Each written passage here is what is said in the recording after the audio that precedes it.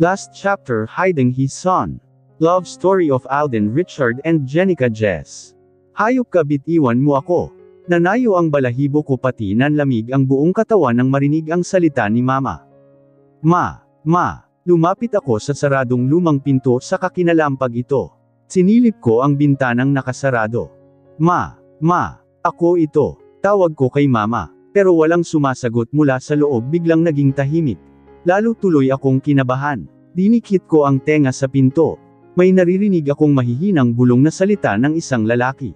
Si Norman iyon. Hoy Norman, ilabas mo ang mama ko, hayop ka. Galit na sigaw ko sa kakinalampag ang pinto. Pero wala pa ring sagot sa loob. Nilangon ko si Alden na sumisilip naman sa saradong bintana. Napansin ko rin na lalo pang dumami ang mga taong nakikiusyoso. May ilan pa na lumapit sa amin. Alden, si Mama baka napano na sa loob. Nag-aalalang sabi ko. Lumapit naman siya sa akin. Naghahanap ako ng paraan, Sugar, para mapasok ang loob ng bahay, pero mukhang ang tanging paraan lang ay ang bintana saka itong pinto. Wasakin nyo na lang ang pinto. Baka kung napano na si Jonah. Kanina pa sila nag-aaway, siguradong bogbog sarado na naman si Jonah. Suhestyon ng isang matandang babae. May lumapit naman na isang lalaki na may hawak na martilyo. Sirain na lang natin ang kandado. Baka mamaya kung ano na ang ginagawa ni Mang Norman kay Aling Jonah.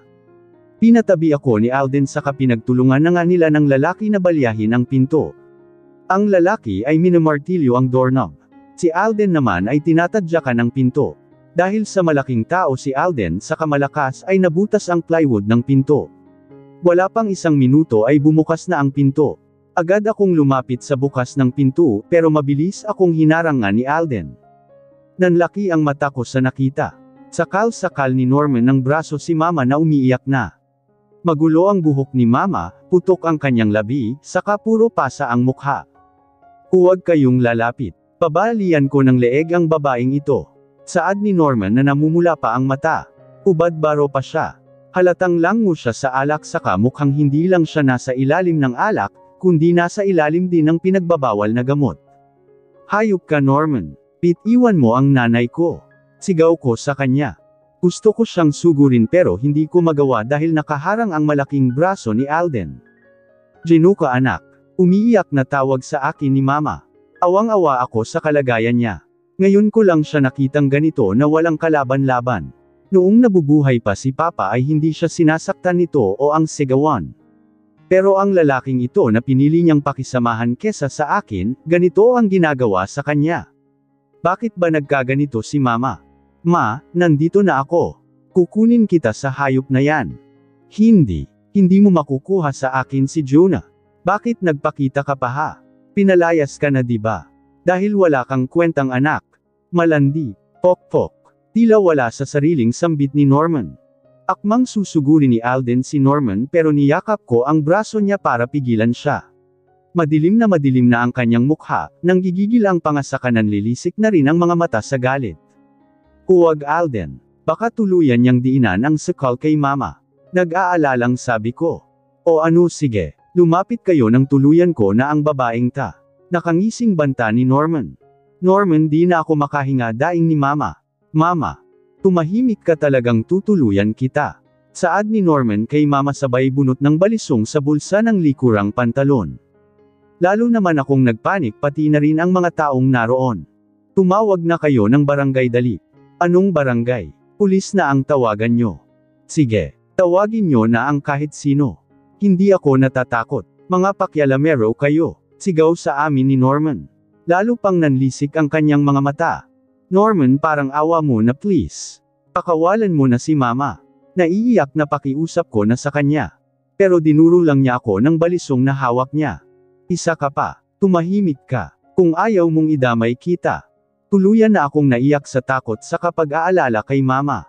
Umarap si Alden sa kahinarang, ang malaking katawan sa akin, sa kamarahan niya akong tinulak pa atras. Alden, si Mama. Umiiyak na sabi ko. Hinawakan niya ang pisngi ko sa kahinaplos. Ako nang bahala dito, Sugar. Doon ka muna sa bandang malayo, baka mapano ka pa. Nanlaki ang mata ko nang makita si Norman sa likuran ni Alden. Nakadikit ang kamay niyang may hawak na balisong sa tagiliran ni Alden. Tila sinaksak din ang puso ko. Tumingin ako kay Alden. Nakatiimbagang siya. Pakialamero. Yan ang bagay sa'yo. Kitang-kita ko nang hugatin ni Norman ang balisong sa tagiliran ni Alden. Nanlamig ang buong katawan ko nang makitang may bahid na ng dugo ang matalim na punyal. Akmang ibabaon niya ulit ito sa katawan ni Alden pero mabilis siya nitong siniko sa mukha. Napaataras si Norman. Kinuha naman yung pagkakataon ni Alden sa kahinawakan, ang braso ni Norman na may hawak na balisong. Pinilipat niya ang kamay nito na ikinadaing nito. Nabitawan nito ang balisong. Sinipa naman iyon ni Alden palayo. Nahawakan ko ang bibig nang makitang umaagos ang dugo sa tagiliran ni Alden. Alden, lumayo ka muna sugar, utos niya sa akin. In-arm lock na niya ngayon si Norman na hindi na makagalaw. Pero may saksak ka, naiiyak na sabi ko. Sinabi nang lumayo ka muna. Sundin mo na lang ang nobyo mo ineng. Baka madamay ka pa dyan, dinala na ako ng isang matandang babae papalayo ka ni Alden. Wala na akong nagawa kundi panuurin na lang ang mga nangyayari. Pero abot-abot ang kaba ko sa pag-aalala kay Alden lalo na tumutulo na ang dugo sa tagiliran niya. Nilabas ni Alden si Norman saka doon ay lumapit na ang ilang lalaki. Nagwawala si Norman pero hindi siya makaporma dahil marami nang pumipigil sa kanya. May isa pa nga na sinuntok siya sa mukha. Itali nyo yan saka tumawag kayo ng pulis at is-surrender yan. Sabi ni Alden. Nakatawag na kami ng pulis. Parating na sila. Anang isang ale na may hawak na cellphone. Adik pa yata itong si Mang Norman. Pulang-pula ang mata. Adik talaga yan. Kaya dapat dyan makulong. Hindi ko na inintindi ang mga sinasabi ng mga tao sa paligid. Tumakbo ako palapit kay Alden. Nanginginig pa ang mga kamay ko. Alden, umaagos na yung dugo sa tagiliran mo. Pumunta na tayo sa hospital. Natatarante saka naiiyak na sabi ko. Niyakap naman niya ako, calm down sugar, mababaw lang ang saksak niya. Kahit na, magpapa-ospital na tayo baka maubusan ka na ng dugo. Ngumiti lang siya sa kahinalikan ako sa noo. Masyado namang nag-aalala ang future misis ko. Pinalo ko siya sa dibdib sa inis ko. Parang baliwala lang kasi sa kanya ang mga sinasabi ko. Halos hindi na nga ako makahinga sa sobrang pag-aalala. Ay Diyos ko Mareng Juna, ano na ba yang hitsura mo? Nanlaki ang mata ko nang marinig ang pangalan ni Mama. Oo nga pala si Mama. Umiwalay ako kay Alden sa kanilangon si Mama. Nakalabas na siya ng bahay akay ng 2 ale. Hinang-hina ang hitsura niya saka inuubo pa. Ma, malalaki ang hakbang na lumapit ako sa kanya. Sumunod naman si Alden. Mangiyak-ngiyak na tumingin sa akin si Mama. Jenica anak. Ma. Naiiyak na niyakap ko si Mama. Yamakap din siya sa akin ng mahigpit na giyakan na kaming dalawa. Miss na miss ko siya sa kanaglaho na ang tampo ko sa kanya. I am sorry anak, patawarin mo ko sa nagawa ko sa iyo noon. Umiiyak na sabi niya. Wala na po yun ma, napatawad ko na po kayo. Importante ligtas po kayo sa hayop na Norman na yun. Ineng ang mabuti pa pumunta na kayo ng mama mo sa kanobyo mo sa hospital para malunasan na sila. Lalo na itong nobyo mo. Suhestyon ng matandang babae. Tumingin si Mama kay Alden. Nobyo mo siya? Tanong ni Mama. Opo ma, siya ang ama ng pinagbubuntis ko noon. Malaki na ang anak ko ma. Malaki na ang apo nyo. Kamusta ho ma'am? Alden Richard ho ma'am. Nakakalungkot man na sa ganitong pagkakataon tayo nagkakilala. Pero masaya ho ako na makilala kayo. Nilahad ni Alden ang kamay sa harap ni Mama. Kinabahan naman ako dahil walang imik si Mama saka nakatingin lang kay Alden at sa akin. Pero maya-maya lang ngumiti siya saka tinanggap ang kamay ni Alden. Jonalyn Iho, kinagagalak din kitang makilala. Nakahinga ako ng maluwag saka napangiti. Akala ko ay magpo-proteste pa si Mama. May isang lalaki na nagpresenta na samahan kami sa hospital. May taxi daw siya saka ihahatid kami. Pero dahil may sasakyan kaming dala ni Alden ay pinakiusapan na lang ito ni Alden na ipag-drive kami. Saktong papaalis kami ay dumating naman ang mga pulis. Inaresto na nila si Norman. Kailangan din daw naming magbigay ng statement pagkatapos naming magpagamot sa hospital. Awang-awa akong pinagmamasdan si Mama na ginagamot ng nurse. Nakita ko kasing bukod sa mga bago niyang pasa ay may mga luma pa siya. Mukhang ginagawa siyang punching bag ni Norman. Nakakainis lang bakit hinahayaan lang niya, gaano na ba siya katagal binubugbog ni Norman? Bakit hindi niya ito magawang iwan? Ganon na ba niya ito kamahal? Bumuntong hininga ako sa kanilingon si Alden na nasa labas na ng emergency room sa kakausap si Tita Anita sa cellphone. Tapos na siyang gamutin. Mababaw lang daw ang saksak sa kanya. Niresetahan na rin siya ng doktor ng gamot. Heto na po ang race eta ng pasyente ma'am. Pinalingan ko ang nurse na inaabot sa akin ang reseta ni mama. Salamat miss. Nakangiting sabi ko sa kanilapitan na si mama. May hawak siyang cold compress na nakalapat sa cheekbone niya na may pasa. Kamusta na ang pakiramdam mo ma? Ngumiti siya pero agad ding napangiwi ng mabanat ang sugat niya sa gilid ng labi. Ayos lang ako anak. Masakit lang ang katawan ko lalo na itong kaliwang braso ko. Tumingin ako sa kaliwang braso niya na may malaking pasa. Hindi ko alam kung pinilipat siya o sinuntok doon ng hayop na si Norman. Pati nga ang leeg niya ay namumula din may marka ng kamay. Gaano katagal na kayong sinasaktan ni Norman ma? Matagal na ba? Palagi niya po ba kayong sinasaktan? Bakit hindi niyo pa siya iniiwan? Sunod-sunod na tanong ko. Lumungkot ang mukha ni mama saka may tumulong luha sa kanyang mata. Akala ko kagaya siya ng papa mo. Nagkamali ako. Umikot ang mata ko. Ang layo-layo niya po kay papa ma. Si papa hindi niya kayo sinaktan kahit kailan. Hindi na siya nakaimik malungkot lang nang umiti. Kakasuhan natin si Norman ma. Tumingin siya sa akin. Gumuhit ang pag-aalala kanyang mukha. Huwag na anak. Hayaan na lang natin siya. Lalayo na lang ako sa kanya. Marahas akong bumuntong hininga. Nakaramdam ako ng inis sa kanya. Mahal na mahal talaga niya ang lalaking yun. Ano ba naman ma? Ganun mo ba kamahal ang lalaking yun hahayaan mo na lang siya? Kapag hinayaan lang natin siya ay siguradong guguluhin ka ulit niya. Hindi ko na siya mahal. Natatakot lang ako na baka gantihan tayo ng pamilya niya anak.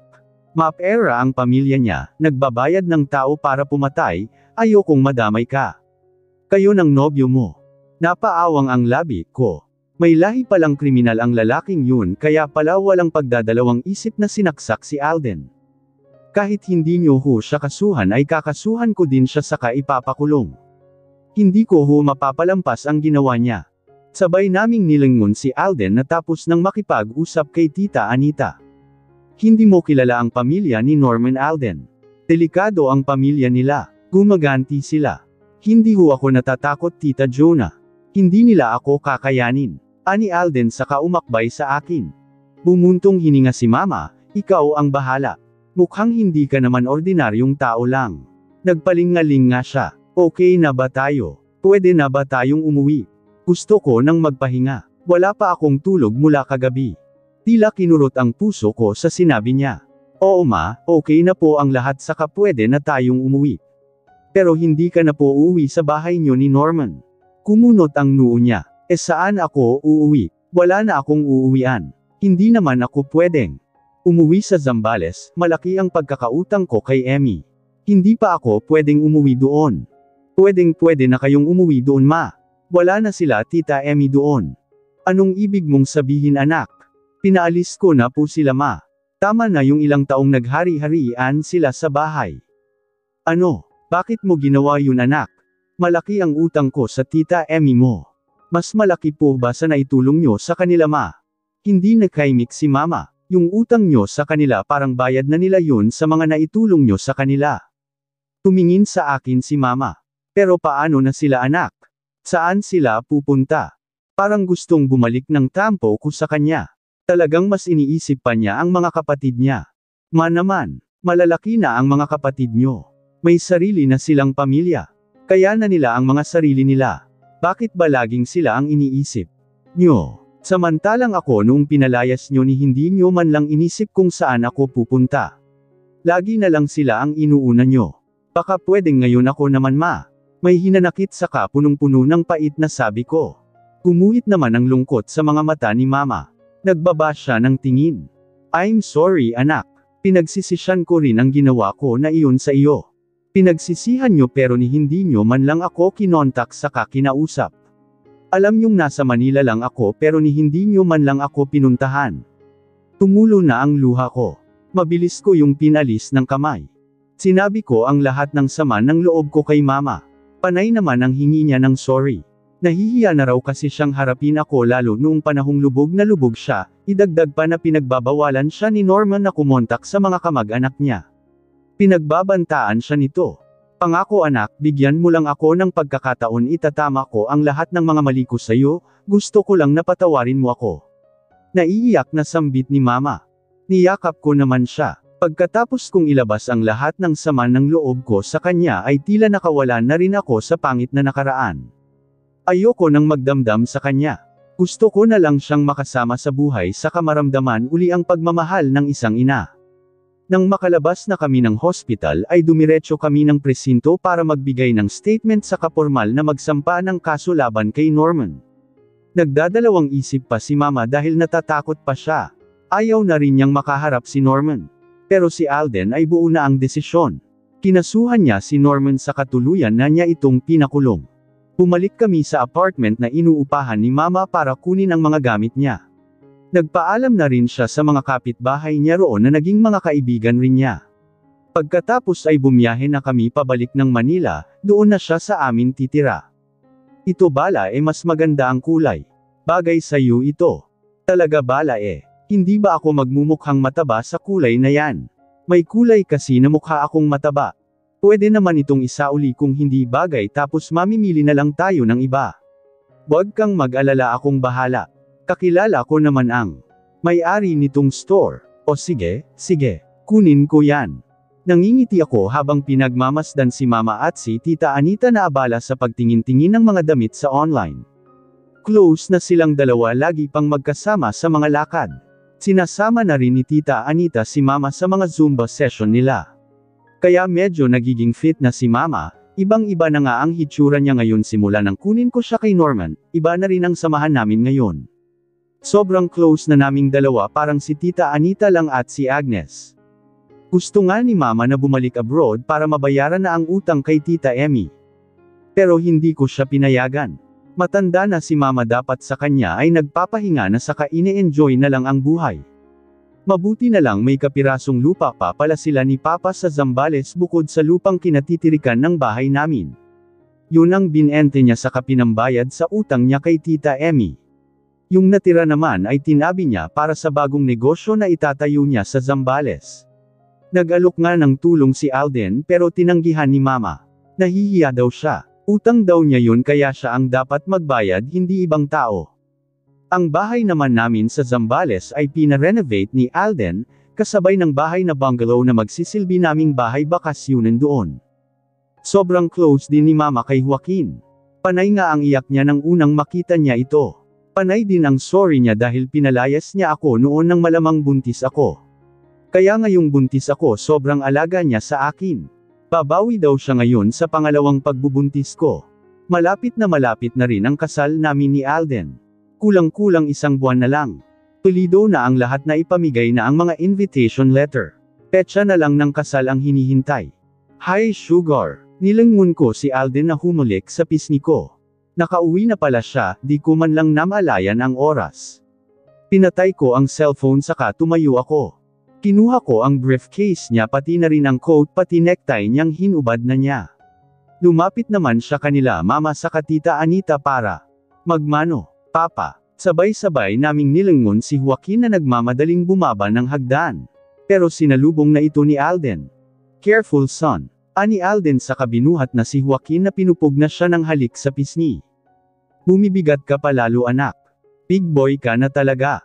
Pumungismis naman si Joaquin. Hindi na po ako baby papa kasi big boy na ako. Baby ka pa rin ni papa kahit big boy ka na. Kiniliti ni Alden sa tiyan si Joaquin na kinatawa nito. Napapangiti na lang ako habang pinagmamasdan silang dalawa. Ganyan ang gawain nila pag uwi ni Alden galing opisina. Bontos sawang harutan. Pagkatapos ay tuturuan ni Alden si Joaquin sa kanyang mga assignments. Siya na rin ang nagtuturong magsulat dito. In fairness naman sa anak namin, matalino talaga, madaling matuto.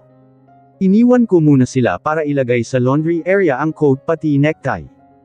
Ang bango-bangumuhan, saad ko habang nakasubsob ako sa leeg ni Alden. Gustong-gusto ko yung amoy niya. Lalo na yung natural niyang amoy saka sabon lang ang gamit niya. Ang sarap-sarap sa ilong. Ang sarap niyang singgut-singgutan.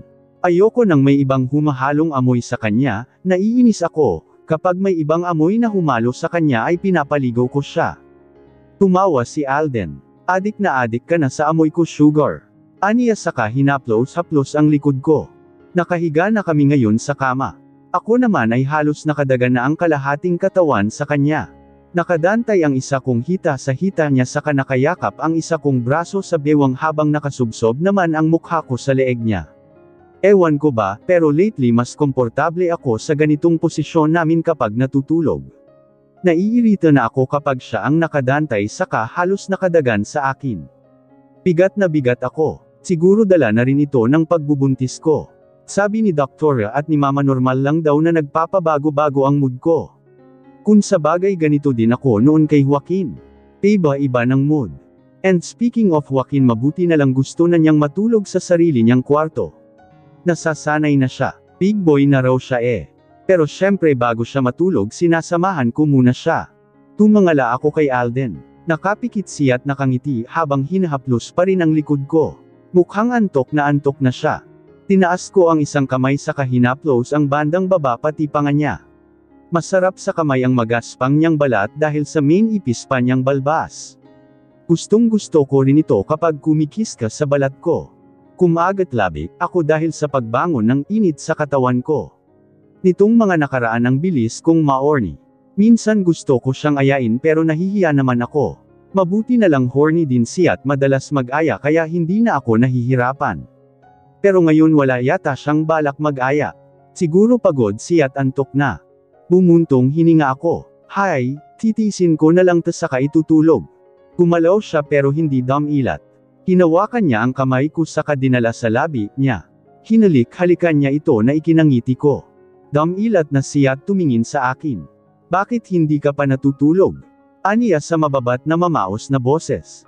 Ngumuso ako. Hindi pa ako inaantok eh. Why?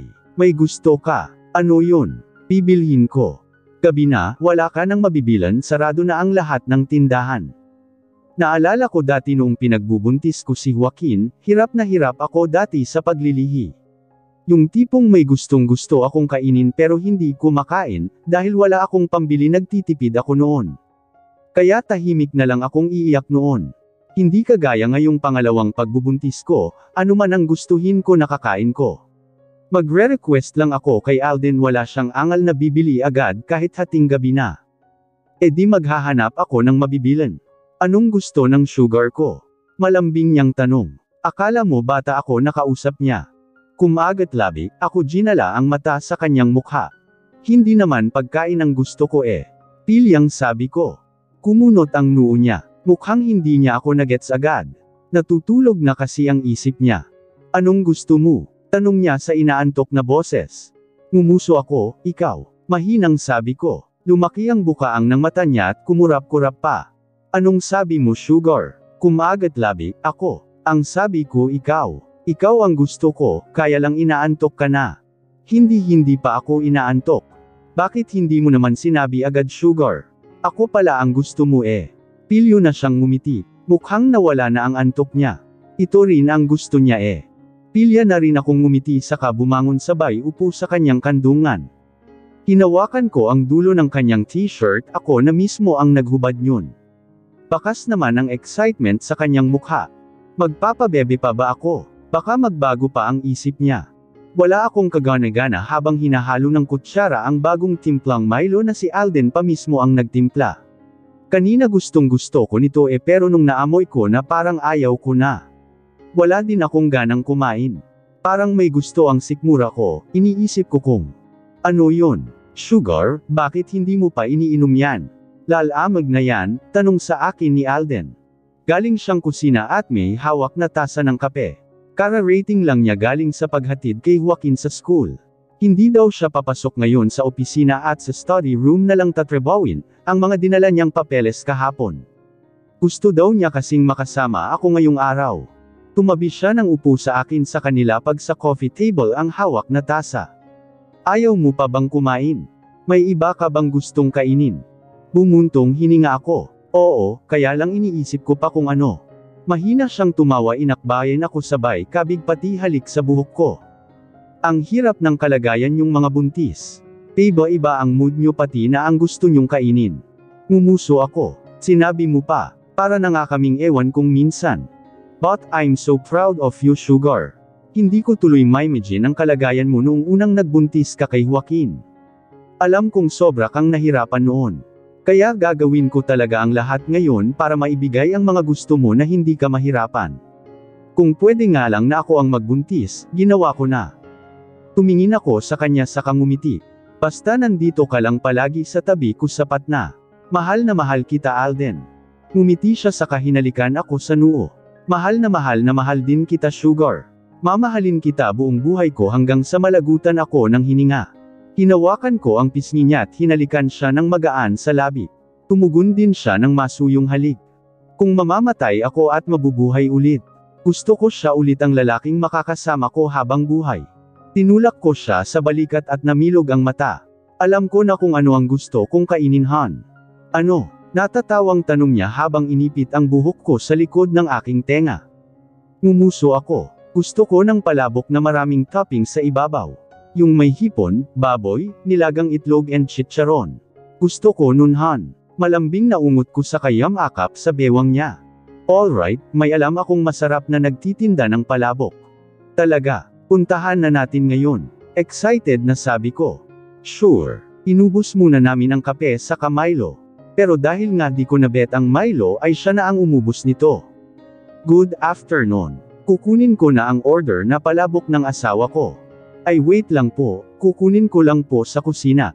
Agad namang tumalima ang babae saka pumasok sa kusina.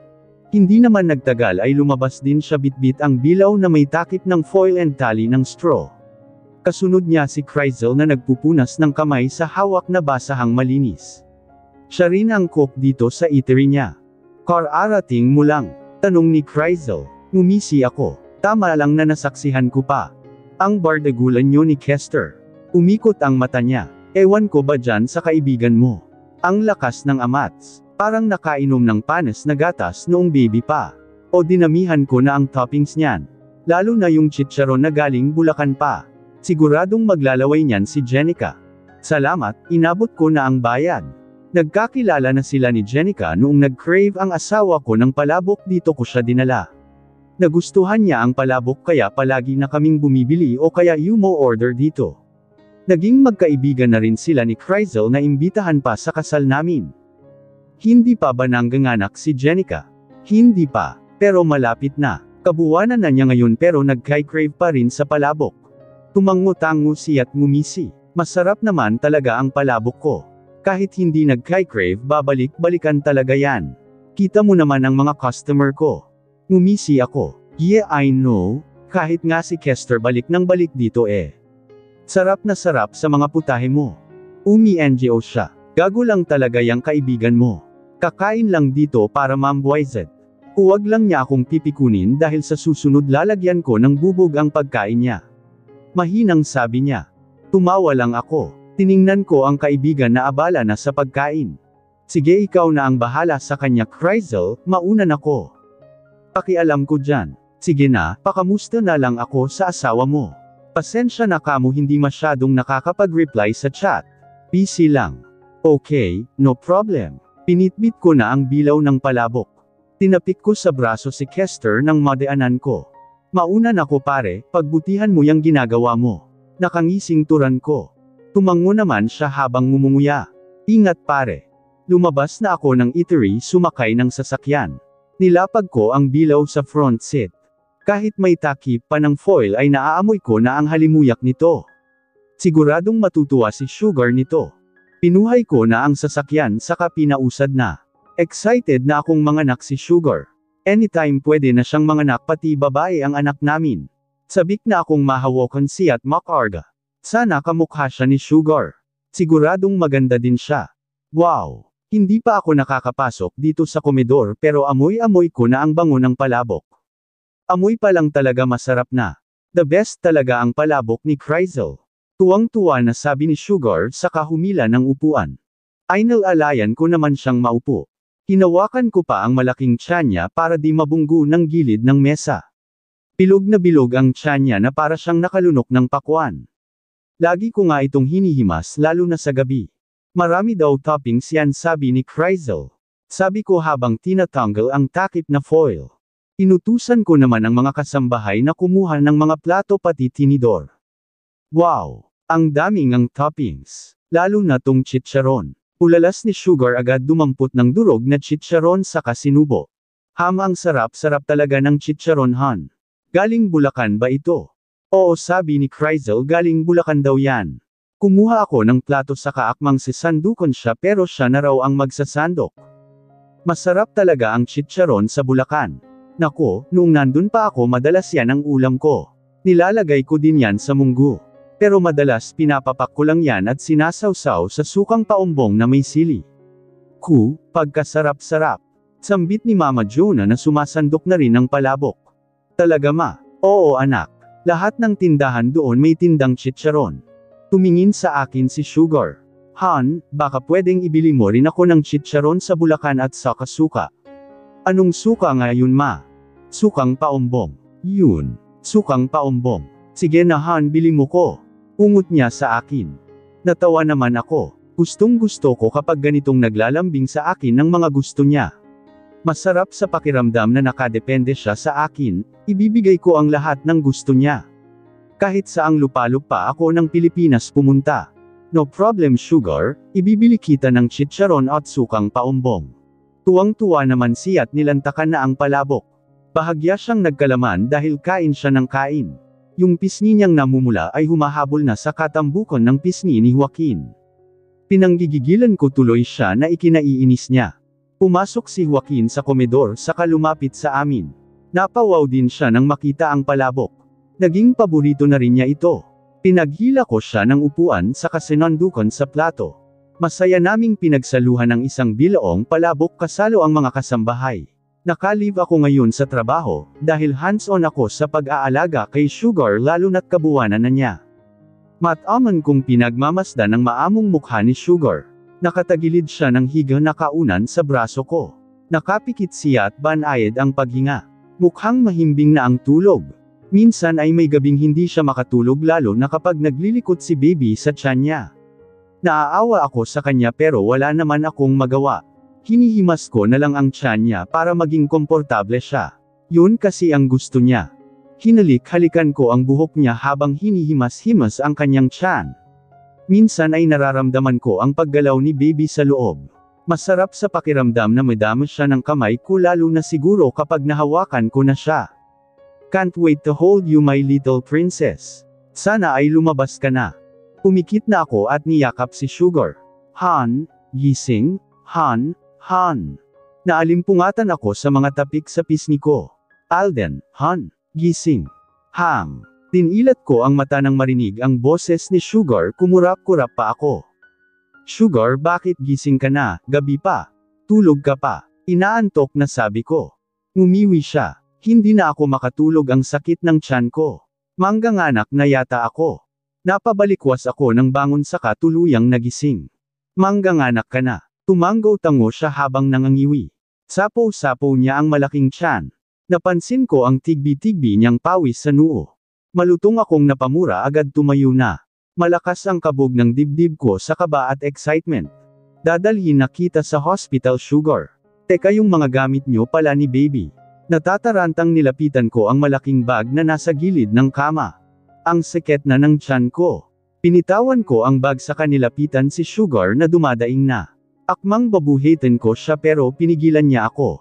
Gisingin mo muna si mama para may kasama tayo. Oo gigisingan ko na. Tumalikod na ako para lumabas ng kwarto, pero agad din akong bumalik sa tabi ni Sugar nang humiyaw siya pero tinaboy lang niya ako. Gisingin mo nga muna si mama, bilasan mo. Pasiga na niyang utos. Gigisingan na. Mabilis lang ako Sugar. Halos tumakbo na ako palabas ng kwarto saka tinungo ang kwarto ni Mama Jonah. Sunod-sunod akong kumatok, ilang sandali lang ay bumukas ang pinto saka sumungaw si Mama Jonah na antok pa ang hitsura. O Alden, bakit? Ma, mangganganak na ho si Sugar. Nanlaki ang mata niya at tila nawala ang antok. Mangganganak na si Jenica. Oho ma. Alden. Patakbo akong bumalik sa kwarto namin. Sumunod na rin sa akin si Mama Jonah. Sugar, Nakita ko siyang nakatayo sa kasapo ang tiyan. Pinuksan ko ang ilaw sa kabamahaw ang liwanag. Namilog ang mata ko nang makitang may naglalandes na tubig sa mga hita niya. Nahihina yata siya. Diyos ko, pumutok na ang panubagan ni Jenica. Mangganganak na nga siya. Dalhin na natin siya sa hospital, Alden. Utos ni Mama Jonah na tinungo ang malaking bag sa kabinitbit na. Ako naman ay nilapitan na si Sugar sa kamaingat na binuhat. Kinawit niya ang isang braso sa leeg ko habang ang isang kamay naman ay sapo ang tiyan. Halos hindi may pinta ang kanyang mukha sa sakit. Tagaktak na rin ang pawis niya. Hold on, Sugar. Dadalhin na kita sa hospital. Para akong asong di maihi sa kakalakad sa harap ng operating room. Mabilis ang tibok ng puso ko. Kinakabahan ako dahil baka kung mapano ang mag-ina ko. Awang-awa ako kay Sugar dahil hirap na hirap siya saka umiiyak na sa sakit. Parang dinudurog ang puso ko. Gusto kong pumasok sa loob pero hindi ako pinapayagan ng doktor.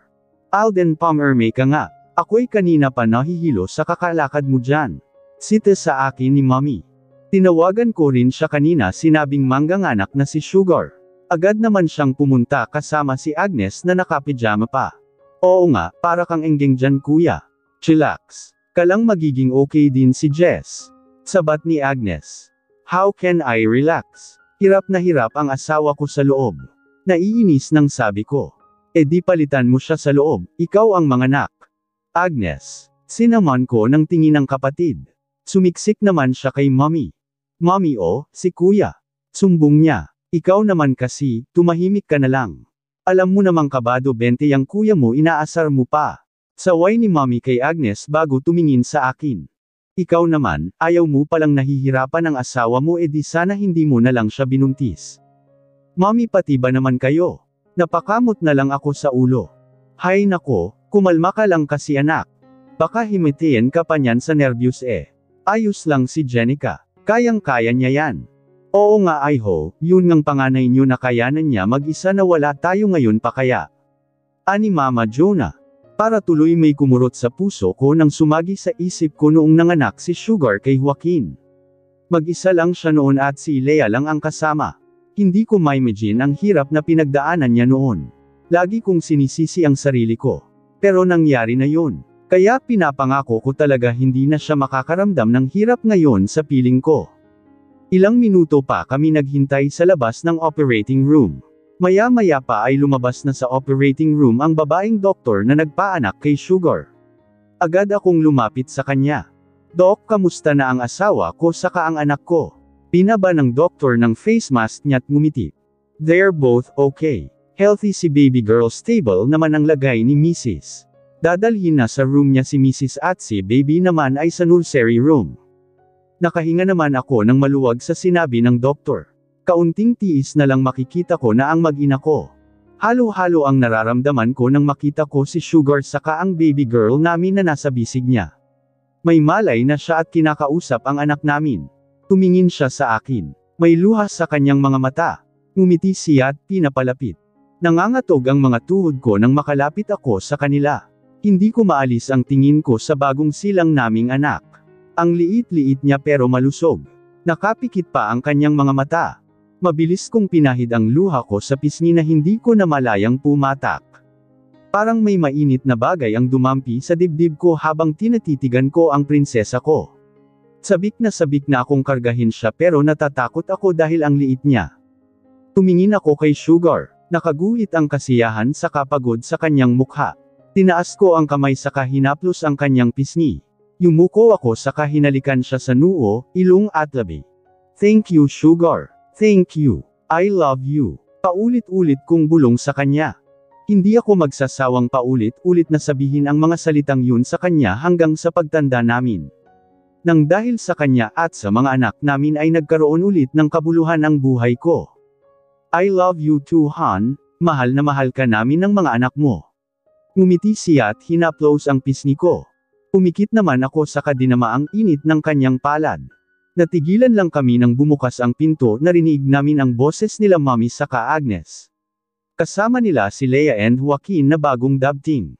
Lumapit sa amin si Joaquin tuwang-tuwa na makita ang kapatid. Mukhang tanggap naman niya na babae ang kapatid niya, hindi lalaki na siyang gusto niya. Gusto nga niyang buhatin si baby pero hindi pa pwede. Kinandang ko na lang siya.